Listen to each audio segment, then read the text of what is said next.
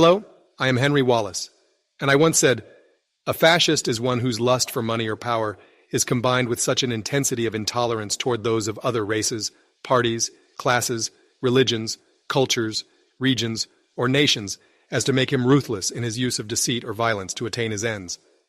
Today, I want to explore the meaning of this statement, how it applied during my time, and why it remains strikingly relevant today. When I made this statement, it was the 1940s, a time when the world was grappling with the horrors of fascism on a global scale. Nazi Germany and Fascist Italy had plunged the world into chaos, using propaganda, intolerance, and violence to achieve their goals of domination. But fascism was not merely a foreign threat. I recognized that its seeds could take root in any society, even in a democracy like the United States, if left unchecked. Fascism, I argued, was not confined to a single political system or nation. It was a mindset fueled by greed, intolerance, and a willingness to deceive and harm others to achieve power. In my time, fascists often cloaked themselves in the language of patriotism or economic necessity, exploiting people's fears and frustrations. They targeted minorities, immigrants, and political opponents, blaming them for societal problems to consolidate power. They used propaganda to spread lies, dividing people along lines of race, religion, and ideology. They undermined democratic institutions and freedoms, claiming that such measures were necessary to restore order or protect the nation. Fascism thrived on division and fear, manipulating people into sacrificing their liberties in exchange for promises of security or prosperity. I warned then, as I would now, that this combination of greed and intolerance is a direct threat to democracy and freedom. Today, my words remain as relevant as ever. While the world has changed in many ways, the underlying characteristics of fascism persist. The lust for power and wealth still drives individuals and groups to exploit divisions and stoke intolerance.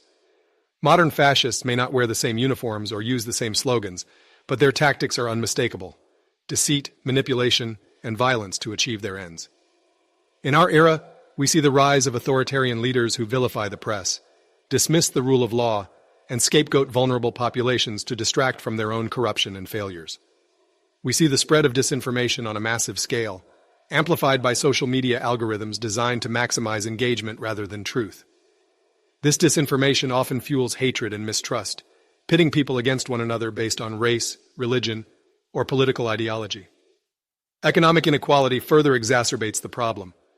The unchecked greed of a few has left many feeling marginalized and disillusioned, creating fertile ground for the rhetoric of division and blame. Fascism feeds on this discontent, offering simplistic answers to complex problems and blaming the other for societal ills.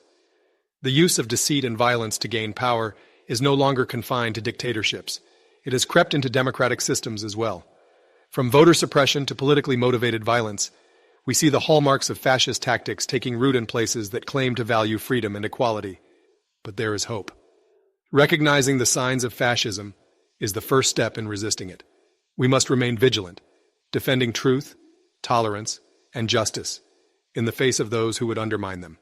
We must reject the politics of division and hold leaders accountable when they exploit fear and hatred for their own gain. Democracy thrives on inclusivity, fairness, and mutual respect, qualities that fascism seeks to destroy.